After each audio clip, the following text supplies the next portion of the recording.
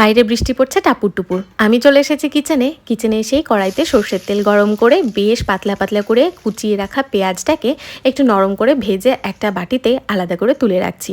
বেশি লাল করে ভাজিনি কিন্তু, ওই যাতে পেঁয়াজটা নরম হয়ে যায় ততক্ষণ অবধি ভেজেছি। তারপর গরম তেলে বেশ কয়েকটা কাঁচা লঙ্কা আর অনেকগুলো রসুন কোয়া একটু লাল লাল করে ভেজে নিয়েছি, যাতে রসুনের কাঁচা গন্ধটা চলে যায়।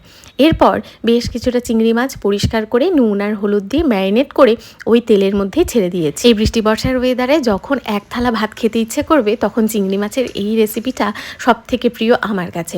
চিংড়ি মাছগুলো তেলের মধ্যে দেওয়ার পর ঢাকা চাপা দিয়ে লাল লাল করে চিংড়ি মাছগুলো ভেজে নিয়েছি, যাতে মাছটা একেবারে সেদ্ধ হয়ে যায়, কাঁচা ভাব একদম না থাকে। তারপর রসুন, চিংড়ি মাছ আর কাঁচা লঙ্কা শিলনোড়ায় বেটে নিয়েছি। কড়াইতে আরেকটু তেল গরম করে শুকনো লঙ্কার গুঁড়ো দিয়েছি, যাতে ভর্তার রঙটা বেশ লাল লাল আসে।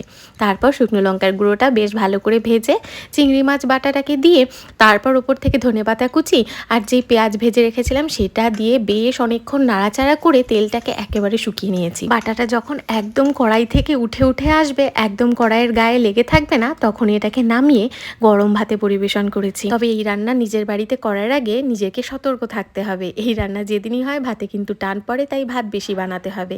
মুখে অরুচি থাকলেও এই রান্না একেবারে রুচি ফিরিয়ে আনবে, আমি কথা দিলাম।